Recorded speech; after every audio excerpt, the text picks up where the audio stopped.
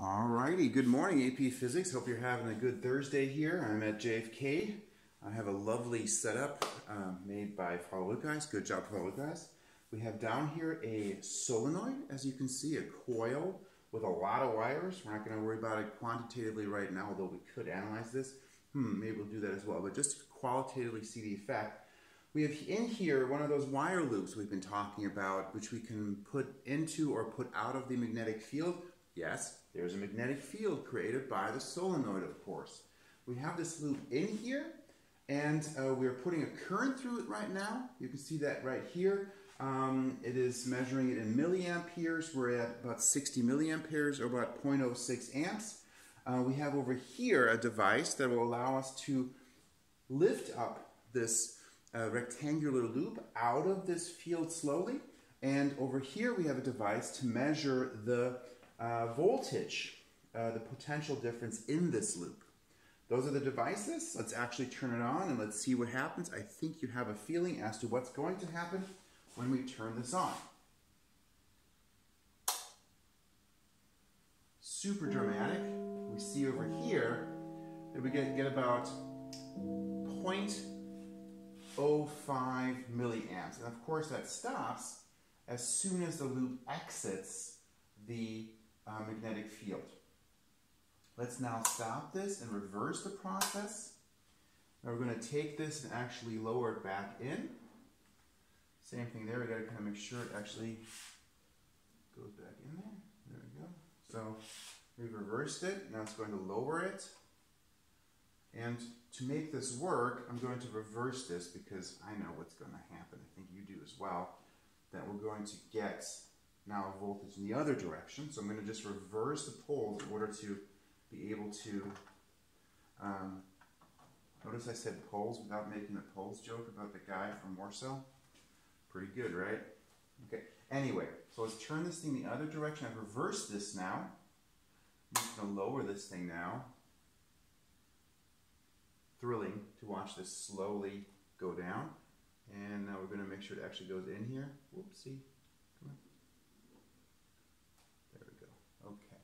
And now we see that as it's entering there, we get about 0.05, a little bit more, but now it's pretty steady at 0.07 milliamperes. And of course, if we were to rapidly pull it out or rapidly pull it in, we would get more. No surprise there. Okay, let's reverse the process now. And what we're going to do is to get some data on this, because there's supposed to be, according to Faraday's law, a relationship between the rate of change of the flux and the amount of voltage created. So we're going to try two different things. The first thing we're going to try is we're going to this time let this thing go in, but that time we're going to actually use more voltage. To do more voltage, we can increase this thing to a higher voltage, and let's see where we are. This is it. Or lower voltage. There we go. Let's go lower voltage. It might be not that dramatic, but we're going to go to here to a lower voltage so we get 30 rather than 60. And you already figured it out, I think, that now because we lowered it to about half the current flowing through our solenoid, well, the magnetic field of a solenoid is, assuming it's vacuum, which is close enough, air vacuum, mu naught times the number of loops divided by the length times the current. If we have the current with L, then we should have the magnetic field. We have the magnetic field. That means we should have the change rate as long as we're still being constant in how fast we're moving this thing into or out of the magnetic field. So let's check that. Remember, we were about 0.08 millivolts over here. And turn it on. We're going the other direction. And then we're getting in there. You can see up here we're about 0.035 or something like that. Actually, now we're getting to about 0.04 as more of it. Now we're at a steady rate of 0.04. There we go. Works pretty well. Stop that, and we're going to make this thing go back out here a little bit. And what we're going to do this time is we're going to reduce the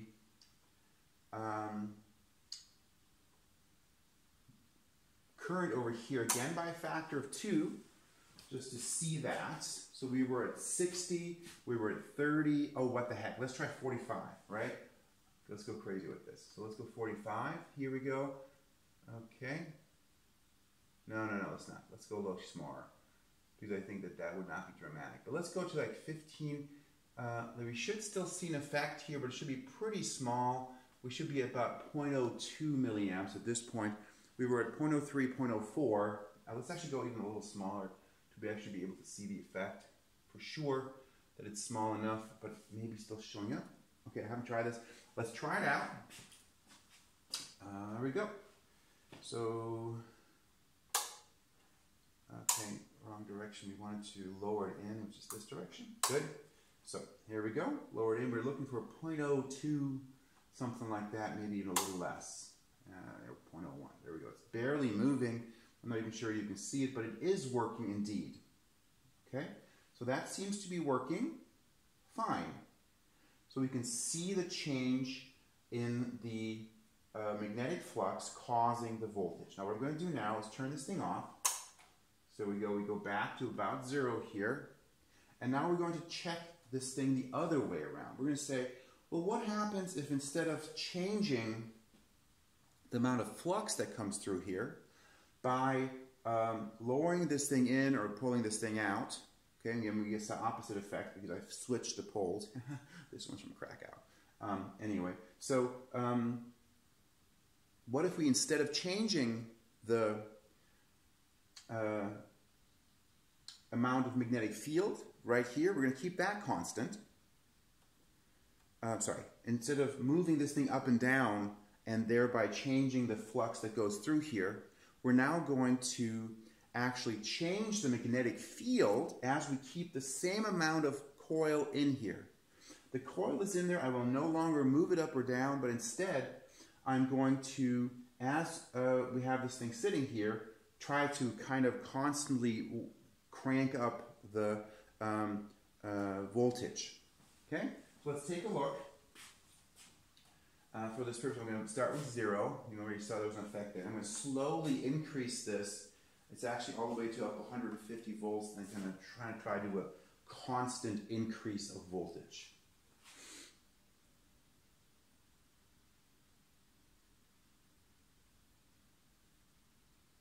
There we go. So that worked. As we were moving it up to 100 volts over here, we had a steady of about 0.3 milliamps. We could now time how long it took for me to increase it and then see if Faraday's law works. It does. So we're going to maybe just stay with the qualitative. I'm going to reduce the voltage. I'm going to reduce the voltage. Well, that means, of course, that the effect is going to be the opposite. So we again have to take our Polish friends over here and reverse them in order to be able to measure this with this device. So we're reversing this.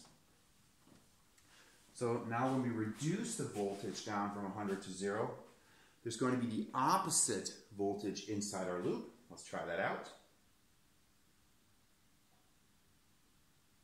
There we go. And as this thing went drop down, we got that effect to occur. Okay? Now, it's a little bit not possible to turn this thing, but maybe we can see that effect on the edge.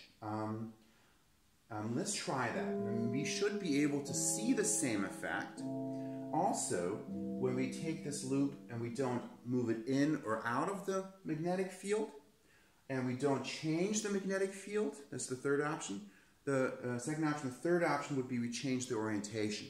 So just to remind you that what matters is whether the flux is changing, and there are 3 things contributing to a flux of a certain coil. Of course, you could also change the number of loops, but for a specific coil, you have the area that is exposed to the magnetic field. We have the magnitude of the magnetic field. And we also have the angle that the area makes with the magnetic field. Right now, we're having the area vector. Reminder that the area vector for this thing, because it's a device like this, the vector's in this direction. The magnetic field in here is either this way or this way. So it means it is at a right angle. It's the same direction. So therefore, when we do that dot product to find the total flux, that falls away because cosine 0 is 1. Now if we turn this area though, then it would be pointing in some other direction, and the magnetic field points in that direction, and then only less or more flux will be flowing through that coil. So we're going through this loop right here. So we're now going to try that, and we're going to try that by taking this thing out of here, and then moving this thing over a little bit. And we're going to, again, create a magnetic field by pushing this up to maybe 60, where we felt pretty safe about it, without breaking Mrs. Roykreis's equipment and making her very upset with us. There we go. And what we're going to do is we're going to take a look at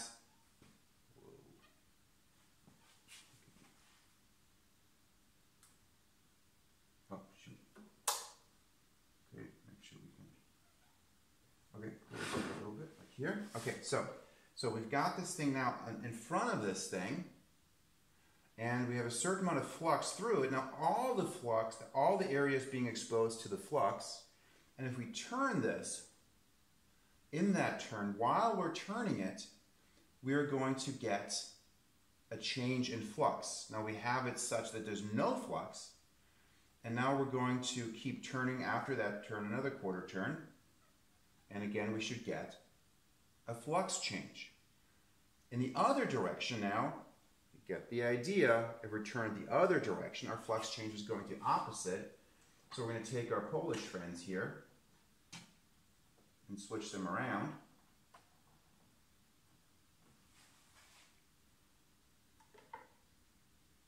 Okay. Okay.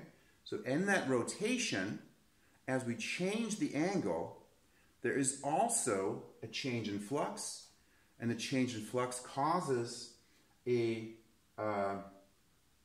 voltage difference, EMF as we call it.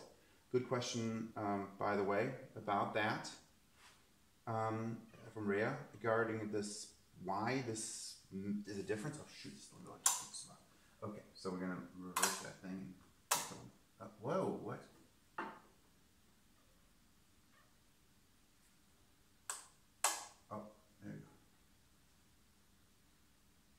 Okay, that's the wrong one. This is the wrong one. Yeah, that's going to lift it back. Okay, anyway, so there we go. That's our little video on this demonstration showing Faraday's law. 3 ways to change the flux. Changing the area exposed by moving this thing in or out of the magnetic field. Changing the current, and therefore the magnetic field in the solenoid, the external magnetic field is changed. And the third way was to change the angle that our loop had in respect to the field to change the flux that way.